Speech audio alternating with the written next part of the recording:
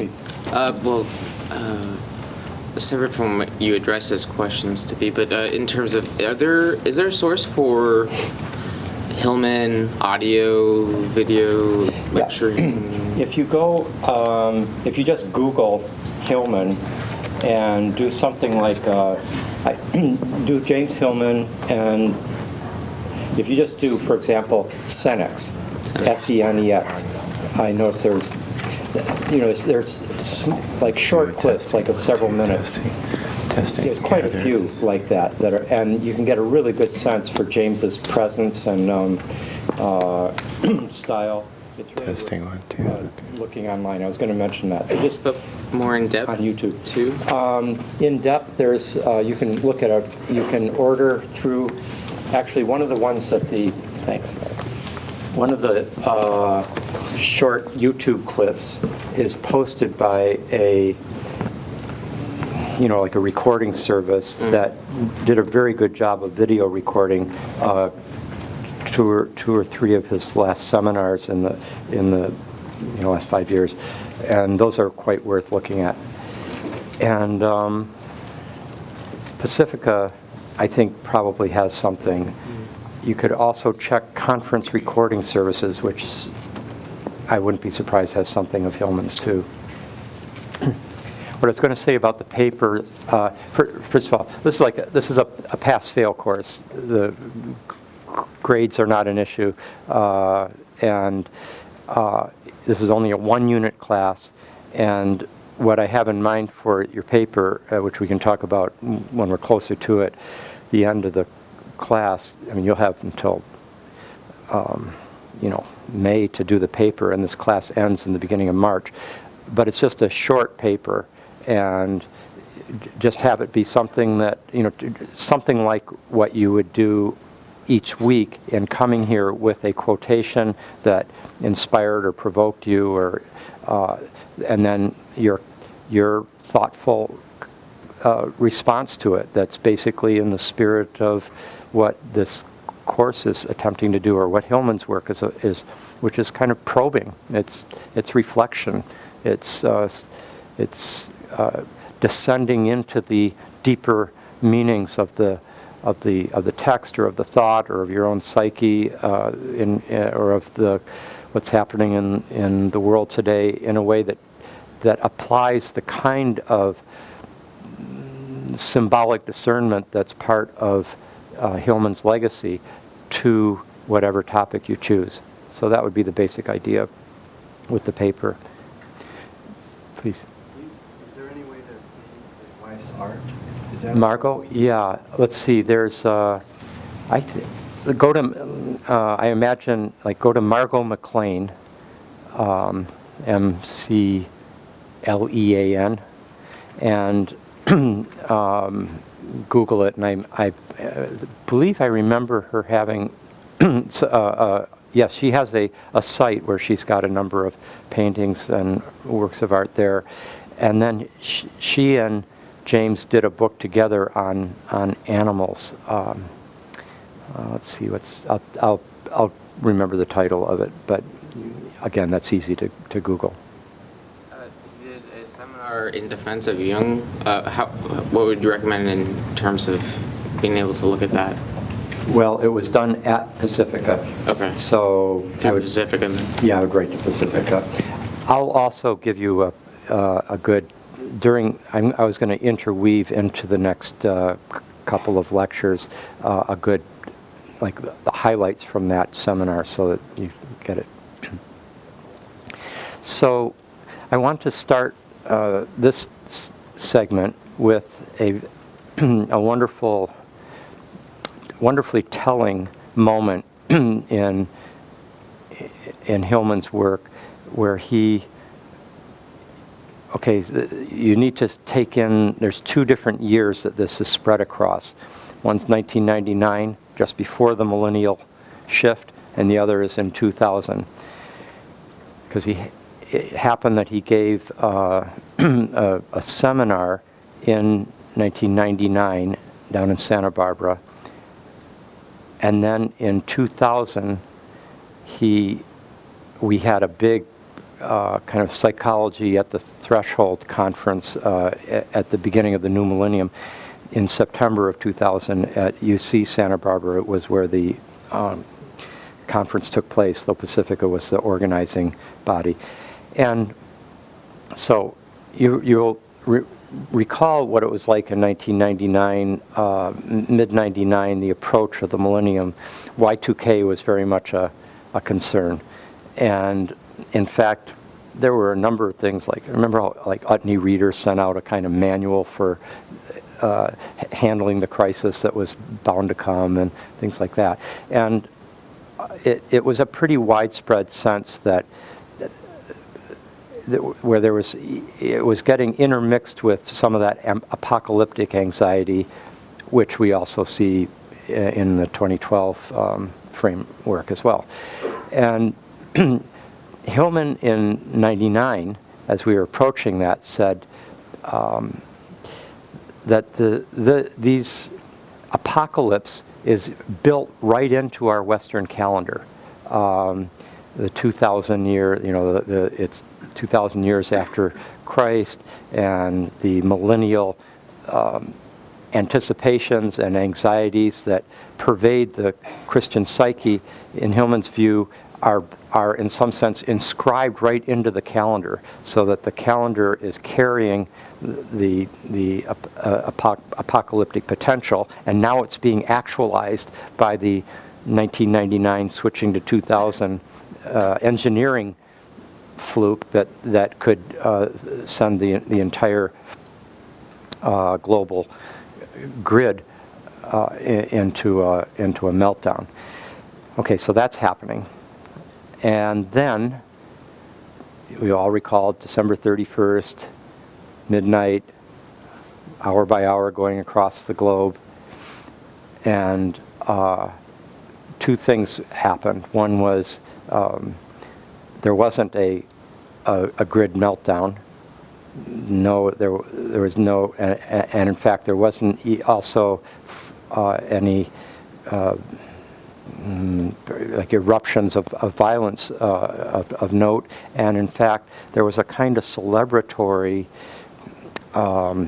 welcoming of the new millennium, capital by capital, across as the time zones shifted with the sun's movement, that or with the movement of midnight across the globe, that left people generally with a kind of up feeling about what was coming. So this is, remember, this is before 9/11, when the millennium, the new millennium, got off to a much darker start, which we are still under the shadow of in many ways. And so at this reconvening of the depth psychology community that happened in Santa Barbara in September of 2000, Hillman looks back at this moment. He looks back at this transition in just 6-8 months earlier, when the crisis didn't happen, the apocalypse didn't happen, and the Y2K, through sheer effort on the part of so many computer programmers and engineers and human ingenuity, the meltdown, the apocalypse did not take place. And Hillman, he's giving the major keynote lecture to a very big auditorium at that point, the beginning of the conference, and he looks back to this moment and he says, "Can we not snatch from this victory some defeat?" And there you have Hillman in a nutshell. That, first of all, the wit. Can we not snatch? And the wit with a shadow, the wit with the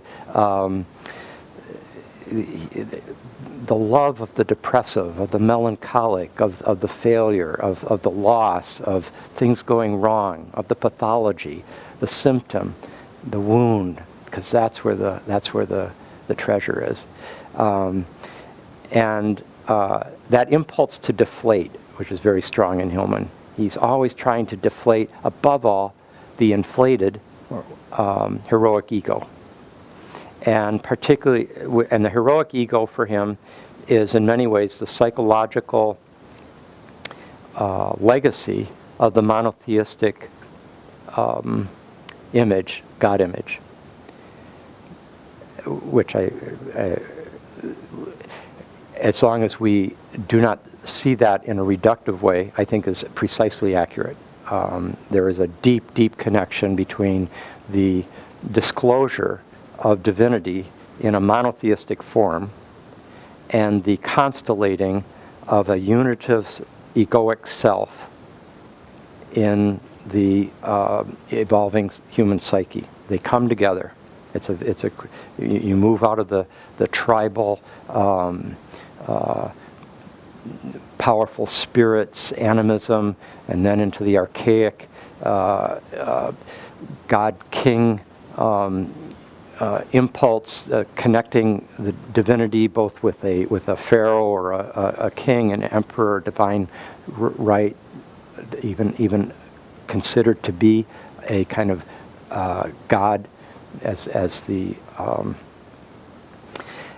pharaohs and the emperors often were, and then gradually with the powerful axial revelations that the Hebrews and the Greeks and the Buddhists all went through, there was an experience of transcendence, of a unitive transcendence that broke through all societies.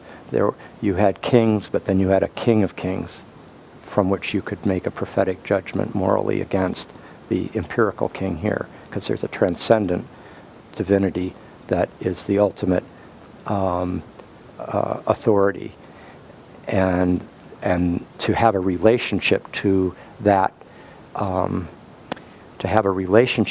divinity, as the prophet does in Israel, to Yahweh, or as the philosopher Plato or Aristotle does to the divine mind in Greece, or as the mystic does in India to Brahman, or as the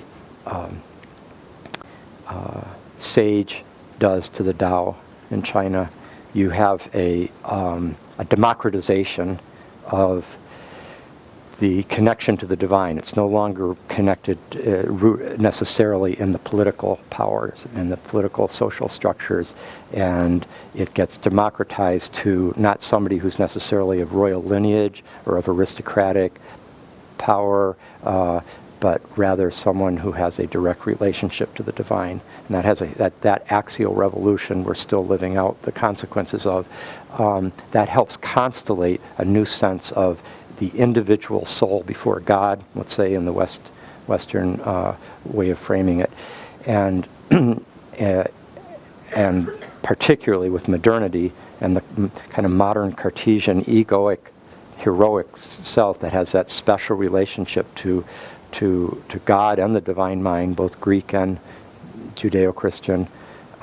It's a very empowering for the individual self-psychology that we see in a Martin Luther, or we see in a Galileo, or we see in a Leonardo, or Descartes. Very powerful download of the monotheistic, brilliant solar deity into the brilliant solar logos, modern mind and self. That helps fuel the Enlightenment and so forth. Now Hillman has an intuition of this. That little riff that I just did, I'm drawing much more on like Robert Bella and Weber and sources, especially with Bella, who are more sympathetic to the axial revolution than Hillman is explicitly. But Hillman is correct in recognizing that there is a deep psychological connection between the monotheistic religious worldview and the kind of like the imperial ego of the modern psyche.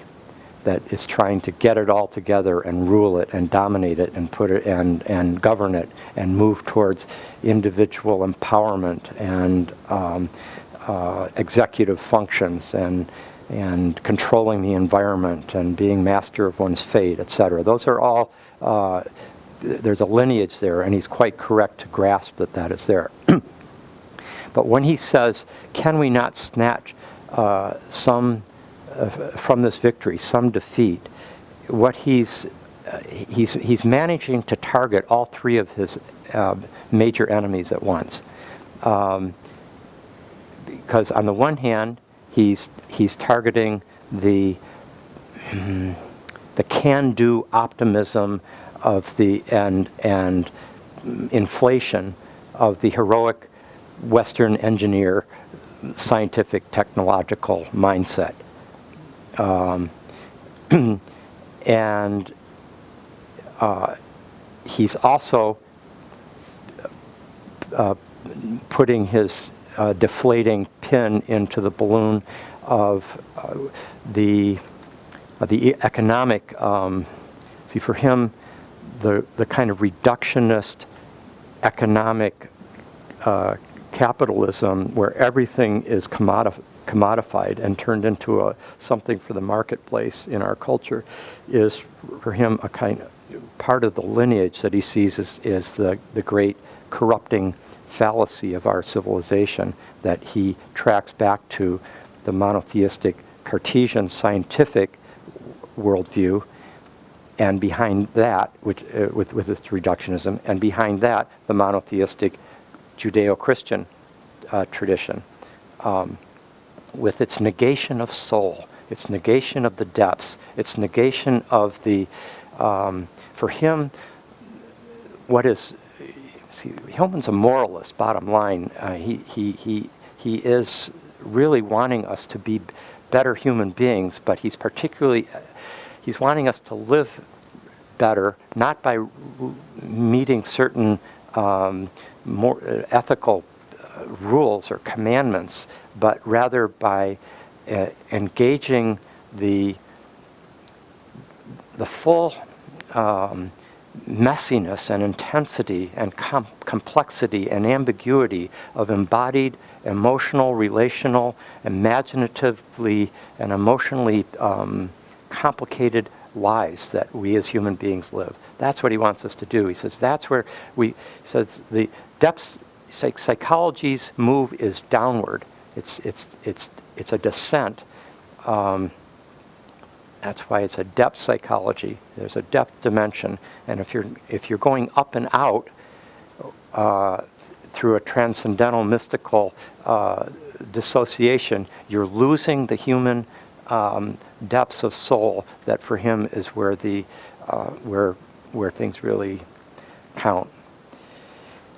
So he's kind of nailing all three of those at once: the Christian apocalyptic calendar, the Y2K into 2000, and the engineering and the economy didn't break down, etc. Like he'll say things like, "God is dead, and the economy is now God." See how he's just, in a way, with that little, he's just done what he basically's taken Max Weber's entire sociology and put it into one little sharp sentence.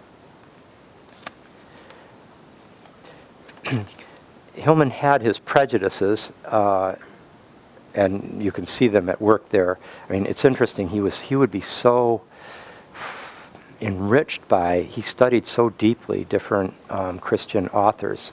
Augustine, and Ficino, or Petrarch, or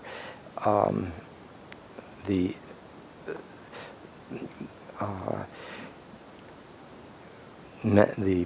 people who were the major scholars of Neoplatonism, for example, tended to be Christian.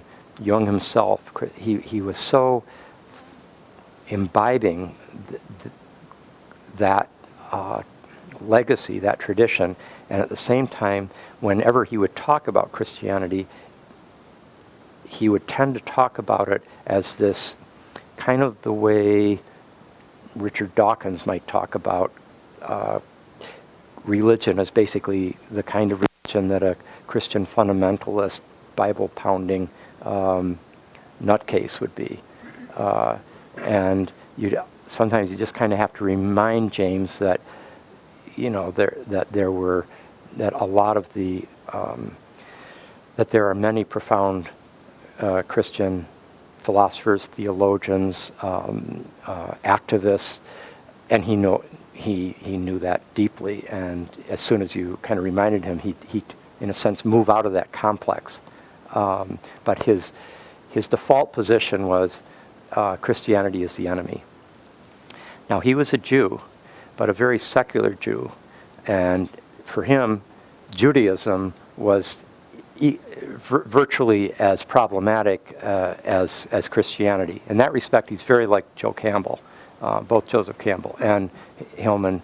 Campbell was totally coming out of a Catholic background, and Hillman not out of a Jewish religious background, but out of a Jewish cultural background. But both of them had a strong antipathy to Judaism and Christianity, even as they both had many, many insights into Christianity and Judaism, which you often can only get if you're standing outside it, as they did. But Hillman has some of that wandering Jew quality in his, and the skeptical, heretical antagonism to the dominant religious tradition of his society, of his civilization. That's a very strong impulse in Hillman. It wasn't until just a few years ago that he told me at dinner that his grandfather was a maverick rabbi on the east coast of the U.S. His maternal grandfather was this kind of maverick rabbi, and you can see there is this rabbinical side to Hillman, and he does carry that in his visage. He's got some of the Jewish archetype in him, and some of a certain kind of also there's a bird that's totally separate from ethnic and religious background. There's also like a kind of bird archetype in him, like a bird of prey. His wife, earlier wife, Patricia Berry, described him. Hillman to the end. He typed fast, but only with like two fingers, and he thinks fast. He's typing, and he always typed on a typewriter for most of his life, an old not an electric typewriter either. And Pat Berry would say he looked like this sort of hawk, or this like at the typewriter, getting those very penetrating ideas and destructive, deconstructing ideas out onto the page with a certain predatory intensity that was carried in his eyes. You could see it in his eyes, a kind of hawk-like perception.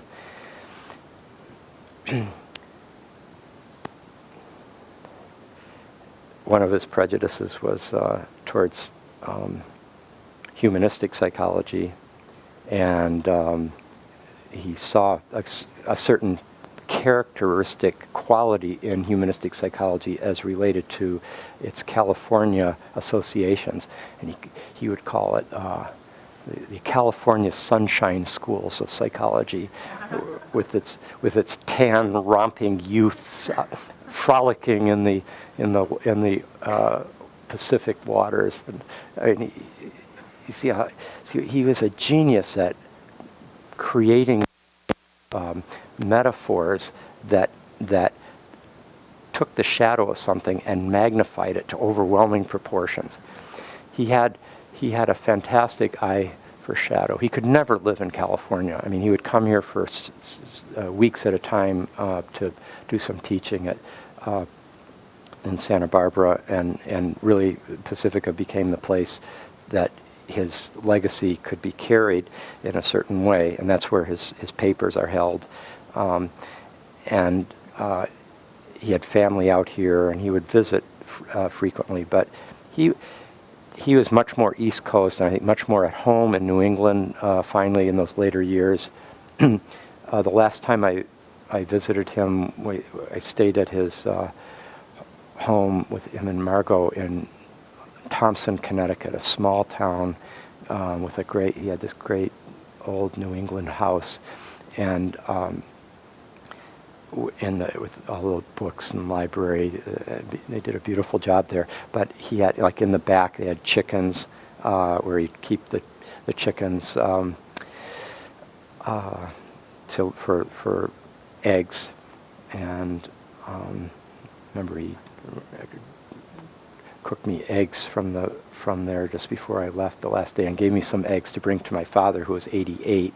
Actually, he would have been about 85 at that point, 86, who was visiting in Vermont, and so I was just on my way from one to the other, and so I think he was much closer to the East Coast than to the West Coast spiritually, and that's because the East Coast is much closer to Europe, and Europe was really, really a home for him. He appreciated, among other things, and this is something that you see in Freud and Jung, and he appreciated the European eye for shadow, which he felt too easily the Californian with their bright sunshine and sandy beaches and ecstasy in the hot tubs just wasn't necessarily going to carry with adequate gravitas. You see how I can even get into that way of framing it? You know, I mean, of course, if you're doing LSD up on the mountain, you're going to go only so long before that shadow is very visible, and you're going to have to make a very deep descent. But as long as you want to kind of caricature it, you can just say, well, ecstasy in the hot tubs, and you've got this kind of granola eating,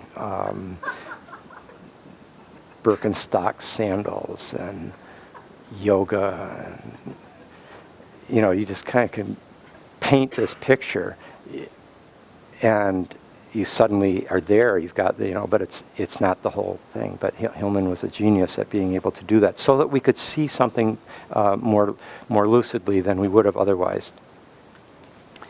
But that Jewishness, I want to point out two other ways in which it comes through. One is by way of contrast to Jung's Christianity, so that that was there between Freud and Jung as well, and was one of the reasons why Freud so embraced Jung in the early years, seeing Jung as the great crown prince, as he put it, of psychoanalysis, the person whose stature as a European scientist and coming out of the dominant Christian culture could mediate psychoanalysis entrance into the mainstream culture in a way that Freud and his Jewish colleagues in Vienna couldn't have pulled off. So that's why he in some sense, inflated Jung, but in a constraining way, in ways that Jung didn't feel comfortable with, and kept, in some sense, saying, "You're making me too much into something that I might not be able to fulfill."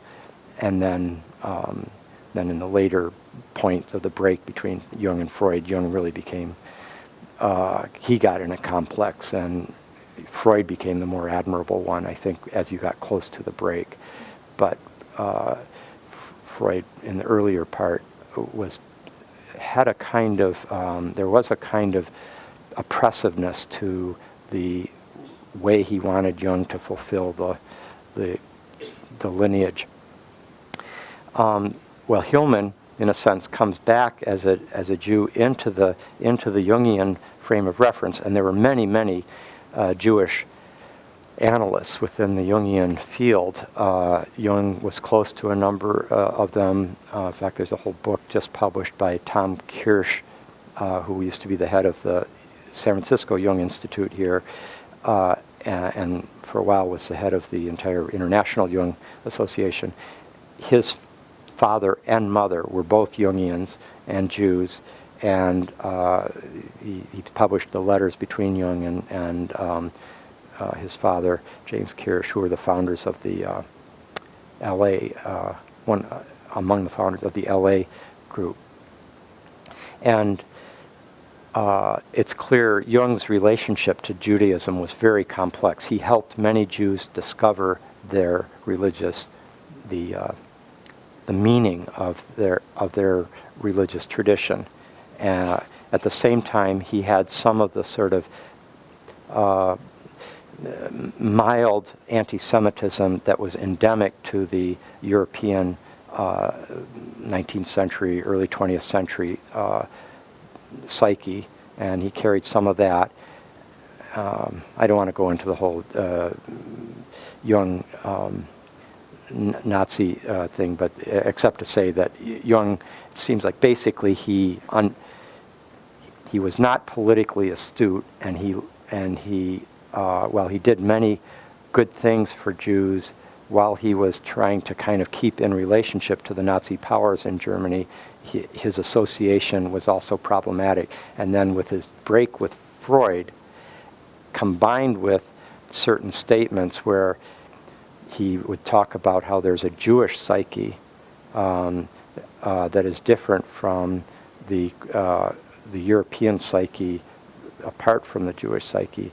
Statements like that, which have many Jews as well as non-Jew Jungians today regard those statements as being, in certain ways, pointing the way towards a very important truth. I mean, we do have cultural, ethnic, unconscious. The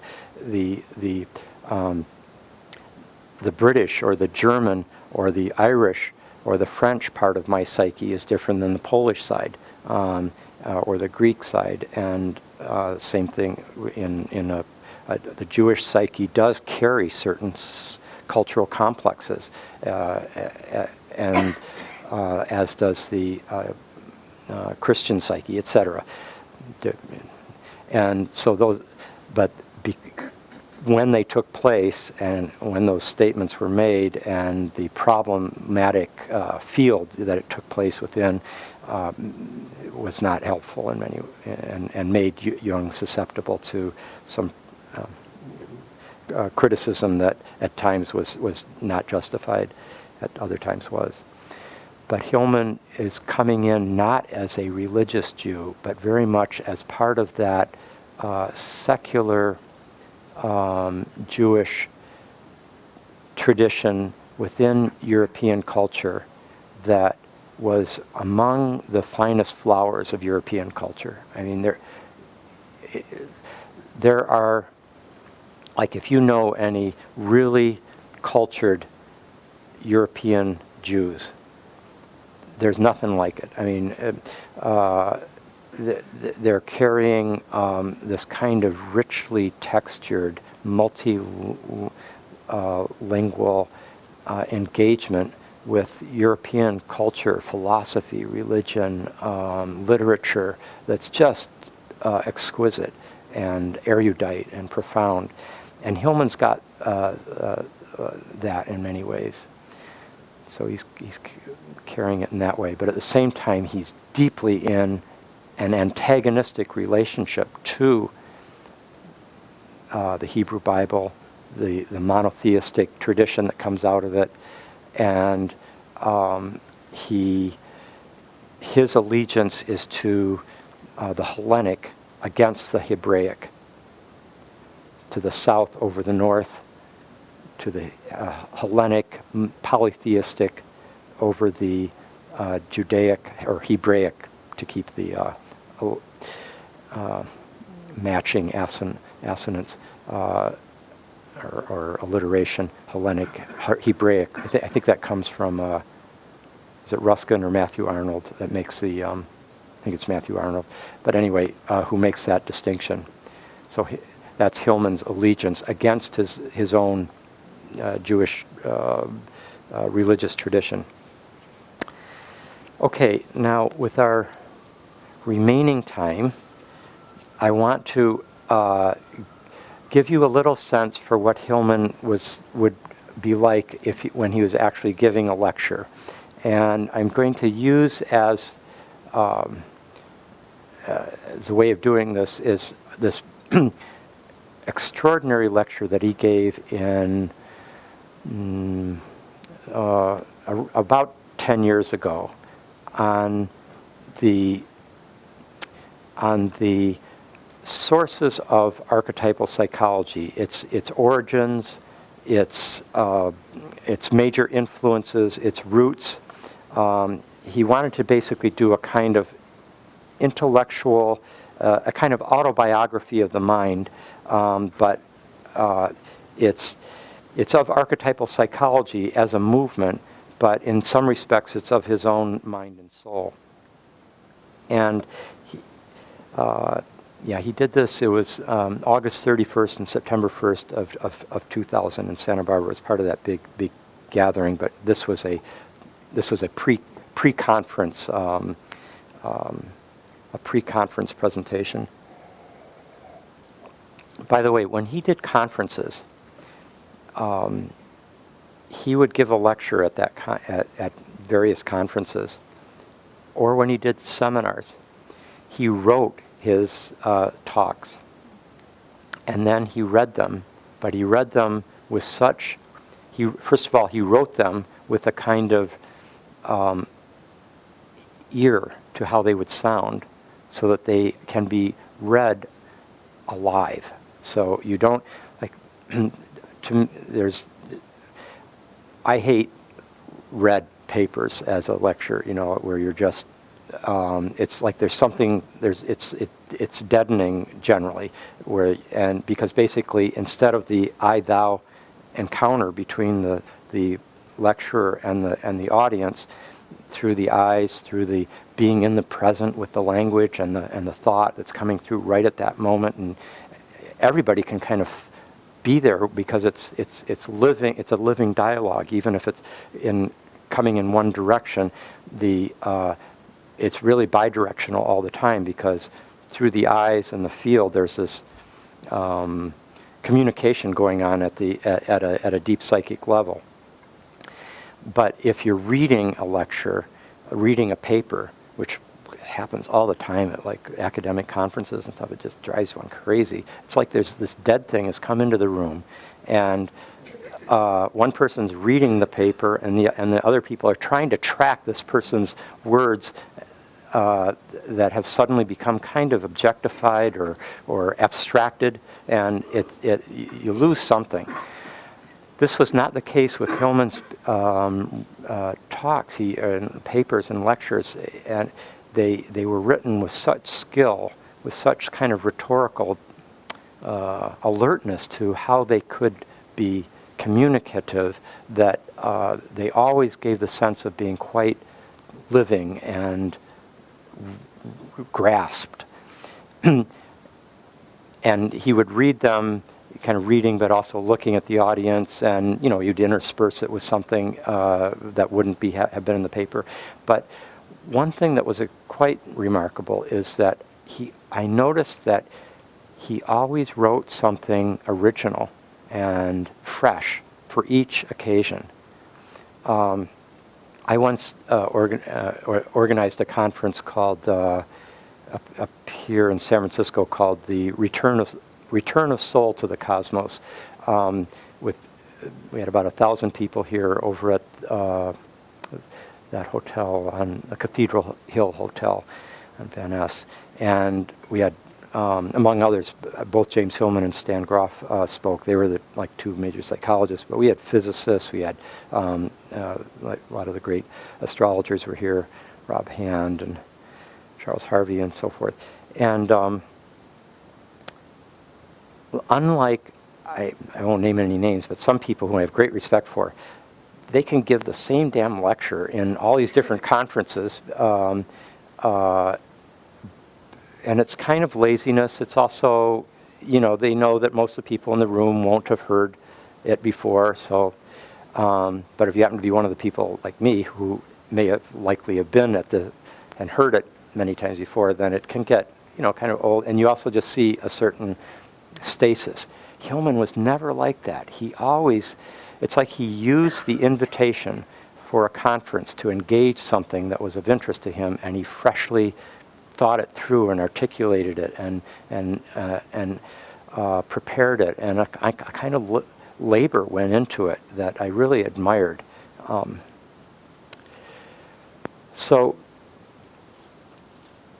This talk was a little more. This one was not one of the talks where every word was written out, though he clearly had an outline. And this was more of in a smaller setting, smaller seminar setting prior to the conference, where he was looking at both the influences, the roots of archetypal psychology, and, as he called it, recent acquisitions, which is a term that you also, like a publisher would use, recent acquisitions. Okay, he's kind of doing a double entendre there. So he begins his story within his own life, what first kind of set him on the path that led to archetypal psychology. And he talked about these as a series of major crystallizations. That was his term, crystallizations. He said, not so much, I don't want to call these particularly like influences. They're crystallizations. Or he said they're like sparks that ignite one's own sparks. See, it's a little different it's different than thinking of it as this is an influence. If it's a spark that ignites your own spark. That, by the way, is what the term in imitatio in Latin really means. Imitation, like the imitatio, the imitation of Christ, for example, was not like, okay, Christ did this, and therefore I'm going to do this. It's like the true imitatio is to have whatever was living in that poet or that saint or that or Christ, or to have that live in one, like the spark that comes from that person, in some sense, ignites the spark in oneself. So the first that he brings up, of all things, is in 1951. He would have been about 25 years old. He's in an Indian bookstore, and he sees a book by Heinrich Zimmer, where he reads that all the gods are within. They're psychologically present. They're not out in the temples. They're within. And he gets that. It's like this had a very powerful effect on. By the way, Zimmer was also absolutely crucial in that respect for Joseph Campbell as well. Heinrich Zimmer. He died young, and then Campbell edited some of his work posthumously. But Hillman points out how that idea that the gods are within became terribly literalized in the 1970s with the goddesses within kind of gods within, that type. And he says, but Zimmer and Campbell did not do that. They didn't literalize in that sort of pop psychology, self-help way. Then Hillman says Jung takes the next step.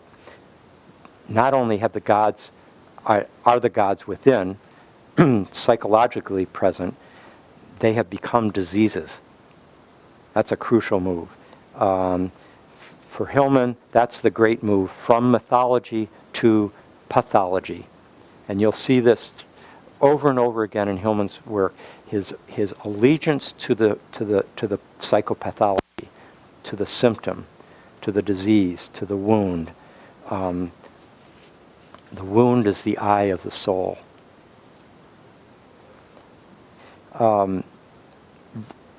And Hillman, as Hillman says, I enter the world in an anti-way, typically. He's always, it's the heretic, it's the contra. Then the next crystallization was Gopi Krishna, where Jim wrote, he used to be known, and I knew him as Jim for many years. And then I noticed starting about more in like the last 15 years, he became he called himself James more than Jim, and like Margot called him James, and that became more standard. So, but some people who have known him for many years will often slip into calling him Jim. Jim Hillman.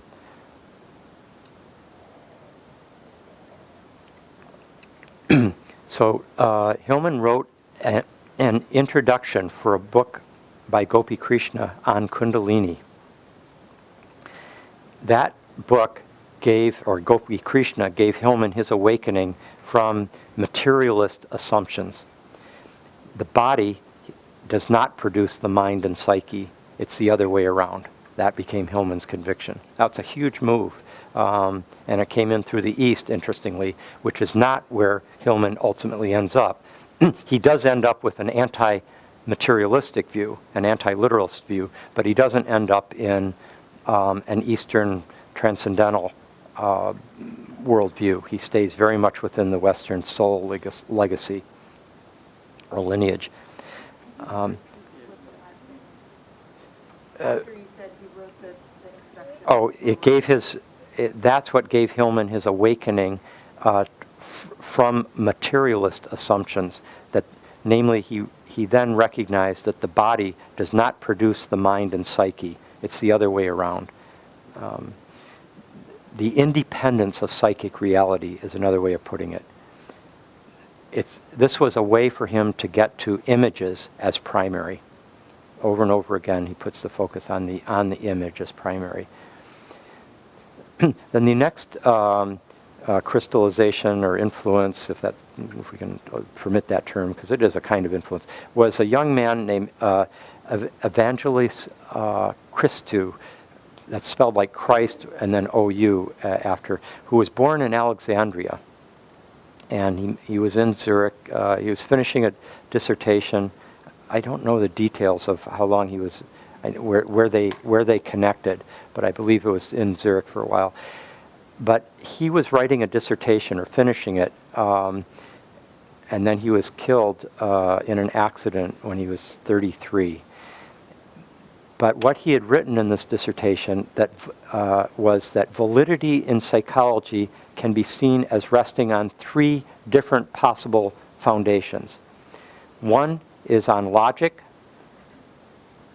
The second is on experiment, and the third is on meaning. If your psychology rests on logic, then it's going to be deductive, in the way the early psychology was, coming from like Descartes. If your psychology rests on experiment, it's going to be more physicalistic and empirical, potentially behavioristic. But if it rests on meaning, then psyche can be the focus, and that's where Hillman wanted to go. And the name of Hillman later published this dissertation when he became the editor of Spring and the publisher of Spring, and he published it under the title Logos of the Soul. Now, as he's saying these things, as Hillman is going through the sequence of important figures and ideas that enter into his psyche, he then steps out and kind of gives a meta communication to the audience, and he says, when you're listening to these, don't force connections. Don't try to put all this together. He said you want to leave the seeds, let them grow, and then they will connect spontaneously. This is a general principle and a life tendency for Hillman, to not try to connect everything together into a system, but rather take in, like, that's the way he would read too. He didn't like to read a book from beginning to end. He would just enter into any place that he wanted to and pick out things that he was interested in, and then he'd put it down. And it's this Mercury Uranus conjunction. It comes in fast. It gets the flash of insight, and then it's too agile and restless to stay there for very long and systematically go through the whole book. So he's got lots of insights that come from multiple sources, but with not all and being appropriated into a larger system. So then he talked about, there he is in Zurich in the 1950s as a neurotic mess, and he writes his first book, Emotion, around 1960, trying to validate the importance of emotion. And then he writes Suicide in the Soul, where he wanted to validate a non-medical approach. You have to remember how much psychoanalysis, and even in Jung, who was a physician, how much there was a kind of medical model at work in the depth psychology tradition. And Hillman was not a physician. You can see that the medical model is still stronger in Stan Grof, with his, he's a physician, he's a healer, he's a psychiatrist. He's dealt with thousands and thousands of neurotics and psychotics and troubled people, and worked at therapy for them in a very. But then he makes the radical move of saying that the true physician, the true healer, and where the wisdom is going to come from is inside each person, and that the psychiatrist really has no idea how it's going to happen. That you just have to be more the midwife rather than the obstetrician interventionist. That's Grof. But Hillman here is totally not he's a PhD, he's not an MD, and he wants to validate a non-medical approach to suicide. He says you need to pay attention to the soul's desire for suicide, not just its fear of suicide, but it's the desire for suicide. Where's that coming from? What is it serving in soul?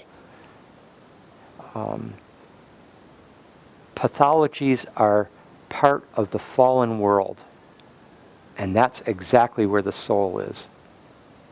Thus it is a hierophany, like a sacred disclosure of the soul.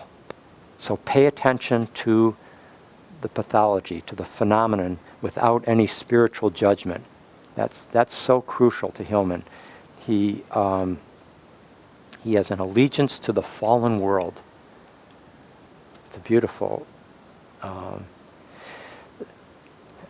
Let's put that in, like, you see that in our literary tradition and our poetic and troubadour tradition, like in the counterculture, the 60s. Or think of something like, when Jim Morrison and the Doors are singing about L.A., or the Velvet Underground and Lou Reed are singing about New York. I mean, in some ways, there's an allegiance to the fallen world, of the urban underworld, and they're seeing the poetry in it. It's almost got a numinosity, and Hillman's like that. He's part of that enormous descent of, the way I would put it is, the enormous descent of the heroic solar self into the underworld. That depth psychology, but virtually every other major 20th century cultural, philosophical, psychological, religious, thoughtful, sensitive person did. It's part of an enormous descent from the modern into the postmodern. And Hillman is a crucial figure in that. He then writes a paper on betrayal, where he is validating again the negative and the pathological, and he's seeing the negative and the pathological as bearing myth in it, and he's looking at it phenomenologically, because if you look at it that way, without spiritual judgment, without medical judgment, then you can discover virtue in it. You can discover its value. This is an essential part of Hillman's method all along. Hillman also has a constant attention to words, to etymology. In this respect, he sees himself as being in the lineage of Plato, Plotinus, and Vico. Not in Aristotle or Descartes or Hume, who are not as interested in words and etymology. He says, words in this tradition are angels. They have substance. They're mythical. You don't fuck with them.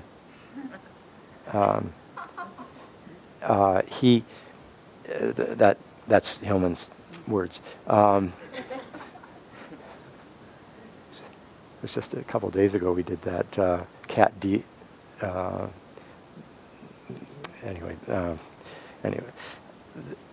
this. If you ever get a chance, I will try to find it. I don't know where. I think his son gave me a copy of many years ago of a lecture he gave at the Shakespearean at the Globe Theater when it reopened for the first time in years. I don't know how many years, or a long time, when it reopened. Hillman gave a lecture there on Shakespeare's language. It was just fantastic. And he had seen so much Shakespeare, and he'd gone to, particularly every time he went to London, he would go to a play of Shakespeare, and he saw all the greats, like Olivier, and he was able to describe. I mean, as he rightly says, Shakespeare is the father of the English language, and he's so able to capture that angelology, the angels of the words that are in Shakespeare. I remember once, this just coming to me, one of the last times he and I were in a conference together, the Nature and Human Nature conference. It was my turn to be up on stage, and I was giving, and I remember I wanted us to look at in terms of nature and human nature, at the great paradox of, on the one hand, how like an angel the human being is, how noble, how perfect in grace. And anyway, I quoted that part from Shakespeare's Hamlet, and then went into the opposite view, like also, what Calvin calls the human being as a horde of infamies, teeming horde of infamies. And, but as soon as I said that, how like an angel, you could just see, like Hillman was right, he was right there in the Shakespearean context and kind of nodding his head and carried by the grace of Shakespeare's words. Hillman, I'll have more to say about words and Hillman language later, but he said, my focus is always on looking backwards. He says, how did they do it? He says, I was never futuristic. I was never like looking to the future. I was always looking back. How did the Platonists do it? How did Nietzsche do it? And he admired those who risked a large vision. Plato and Plotinus and Vico, and Ficino and Freud. A large fantasy, a cosmology, who are not just concerned with method and analysis. Now, note what he just said there. He says, that he was into those who risked a large vision, and he said, a large fantasy, a cosmology. Did you see how he does, like in one move, by that just comma, and he's basically putting in a kind of sequence of synonyms, a fantasy and a cosmology, a large vision, a fantasy, and a cosmology. For Hillman, fantasy is a crucial word. It's an elemental. It's a foundational word for him, because for him we live in psyche. The psyche's not in us. This is Jung. We exist in psyche. Psyche is not in us, and because we exist in psyche, everything we experience, no matter how intellectual, spiritual, physical, whatever, is always psychologically mediated, because that's the ocean we're swimming in. We are always in soul. You can't get out of it. It's the human condition. And the basic principles that inform soul it's a poetic basis of mind for Hillman. The imagination is fundamental, and in this sense, Hillman's carrying that romantic Romanticism, capital R, from Goethe and Coleridge and Emerson, Keats and so forth. He's carrying that in very potently into the articulation of depth psychology, and he wants us to recognize that no matter how scientific you're being, or how theologically or metaphysically spiritual you're being, you are psychological. You're being psychological. There is always an archetypal dimension that is shaping your imagination, which in turn is informing, often in the most subtle and invisible ways to you, your metaphysical beliefs, your political beliefs, your spiritual beliefs. And fantasy, therefore, is like, for him, it's what's happening, and let's be candid about it, and let's elevate it rather than pretend that fantasy is this thing that's happening over here, and then I'm being totally rational and I'm beyond fantasy. Because when Richard Dawkins says something like, the universe is just as we imagine it to be if it were completely hostile and indifferent to all of our aspirations and ideals. That when he's saying that, he's uttering his cosmology under the grip of a complex, of a fantasy. It's a particular framing of the data, and the data themselves are elicited through the fantasy. Theory creates data. It doesn't just explain data. We enter into the field of our experience with our theories, our myths, our unconscious fantasies, our complexes always at work. And so to be psychological is to get an insight into how that's working, and suddenly we get more play, more autonomy, more forgiveness, more complexity, more capacity for compassion and empathy, and imaginative horizons can open up. That's why so when he says a large fantasy and a cosmology, he's simultaneously elevating fantasy and seeing through pretensions towards objective cosmology. Please. Is he going beyond Jung at that point?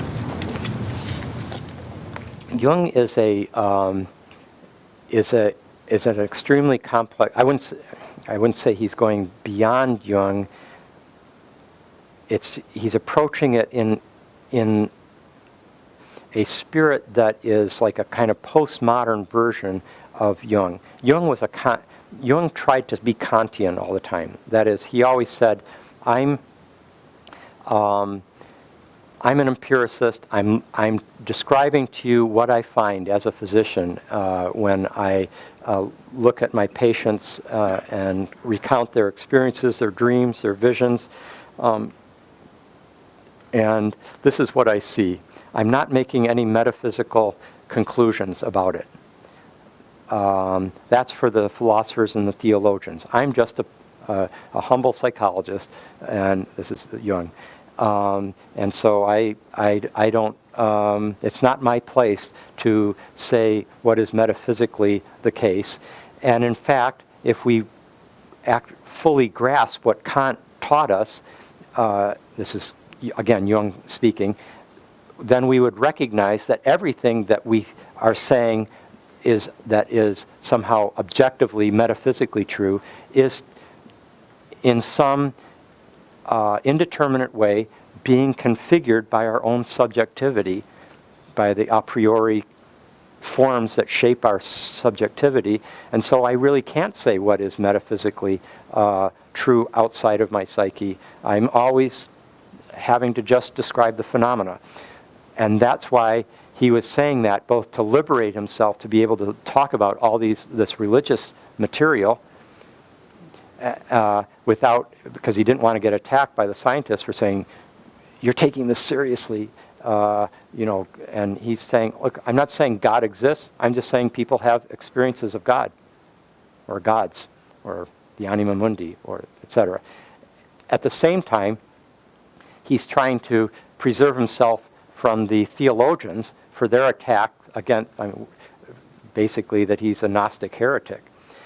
Hillman loved the fact, Hillman was at Jung's funeral, and he loved the fact that the minister at the church there at Jung's funeral called Jung a heretic, and which, of course, warmed Hillman's heart as a fellow heretic. We'll get into that later. So Jung, one last thing on Jung, why I wouldn't say that Hillman's going past Jung. It's like they're just doing two different things. Jung will say, look, I'm going to set out all this all these phenomena. I'm going to set out concepts that make sense of these phenomena, like archetypes and the collective unconscious and complexes, and individuation and the self and so forth, anima, animus. And these bottom line, I'm not doing metaphysics. And then in the next sentence, he would say something metaphysical or theological. It was the way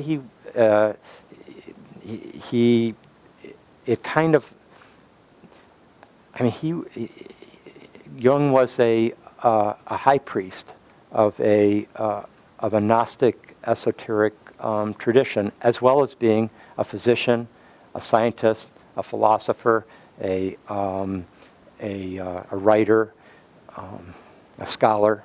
Wow, what a scholar! So he had a lot of things going, and they were often inconsistent with each other, and he didn't admit it a lot of the time. Now Hillman is,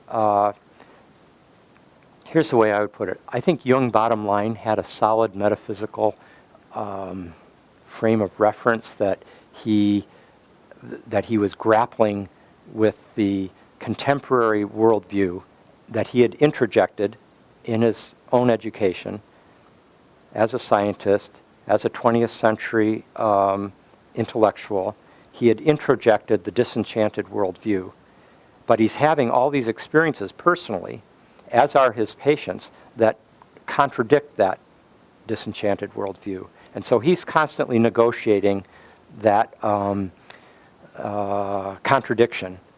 And his whole psychology and collected works can be seen as a result of his attempt to negotiate that tension of opposites, to use a very Jungian way of looking at it.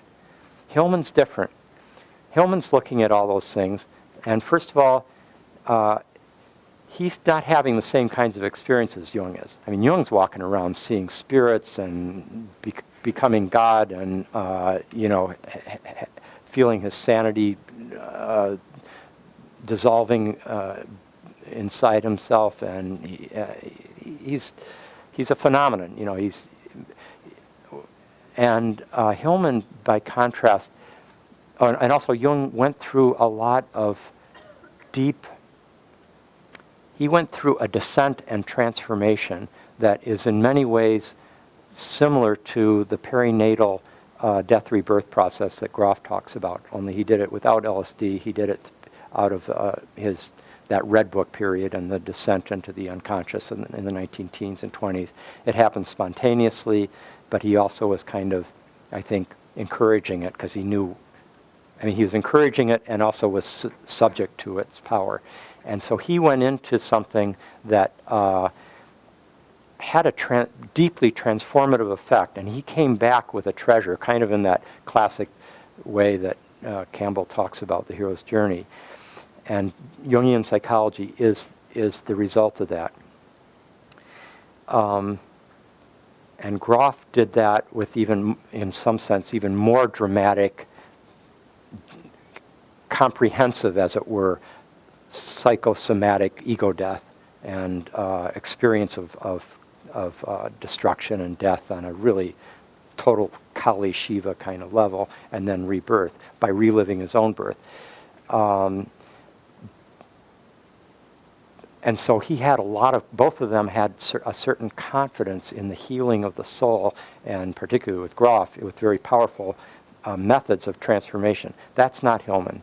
Hillman is into a much slower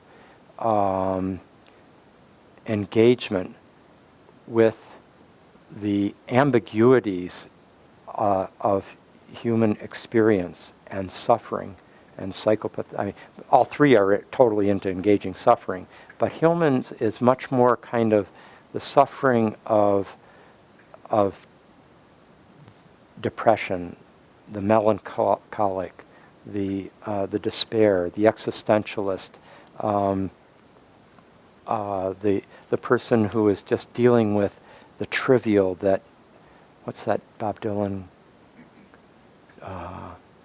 Pettiness that plays so rough, pettiness which plays so rough. That's kind of like Hillman. There's similarities between Hillman and Dylan, and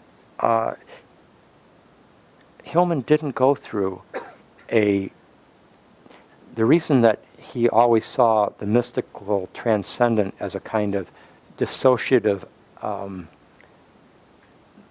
assault on soul, a something to be that represents a kind of oppressive tyranny of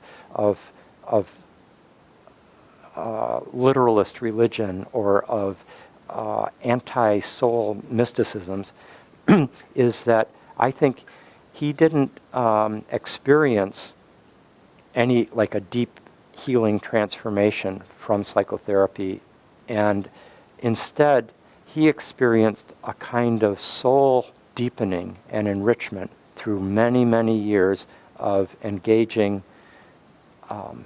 thought, literature, the dreams, the human psyche, engagement with other people, etc. And a kind of renaissance happened to him where he started being able to see the archetypes in a very enriching way, and he also had a connection to the creative impulse in him. He was so creative, and he knew, I think in some sense, he'd found his daimon, and in that sense he did experience a kind of, he would never say healing, and certainly never say cure, but there was a kind of transformation of his experience that was valuable to him. And I also have to say that, and he alienated many people in the course of his life, because he could be easily, angered or prickly, and he often talked about this. And I have to say that something happened in particularly the last decade of his life, where he became gentler and gentler, and then very sweet indeed. And not in a, he was always sharp he was very perceptive, acute, deconstructing. We had a dinner with John Cleese and James Hillman. They both admired each other, and so because I was friends with both, and we were all in Santa Barbara at the same time. Randy Friedman and Jennifer Fried, and I kind of at their house hosted this dinner for them, and they're a good match in certain ways. John was a little bit had been under the weather, and so he wasn't quite at the same level as Hillman was that night, interestingly, but they're similar with that kind of eye for shadow and that subversive wit, and you have to be on your toes with those guys. Anyway, so I think our friendships in both cases were like kind of matching polarities. Somebody said, might have been John Cleese himself, that I was making John a nicer guy, and John was making me a little bit meaner. I don't think that was particularly the case, but you could see where that was coming. And Hillman was kind of like Cleese in that way, that sharp edge, but he really became gentler and kinder, with a kind of grandfatherly or fatherly kindness. I was curious, was his attitude towards the mystical, transcendent kind of sudden experience and his own, that wasn't his path and he didn't sort of go that way. I'm curious as to why he would have been invited by Gopi Krishna to write the foreword or the introduction Yeah, to that book. it's an interesting thing. I mean, he wasn't into drugs, and he also put together the cocaine papers for all of Freud, all the stuff around Freud and cocaine. He was the guy that he co-edited back in the 60s. It's a very interesting. I personally think that he was taking in a kind of Indian transmission at a certain point in his life that was crucial, that got him out of materialism, got him out of the literalist view, and he took it in as much as his daimon or his genius was supposed to take in, so that he could do his particular work.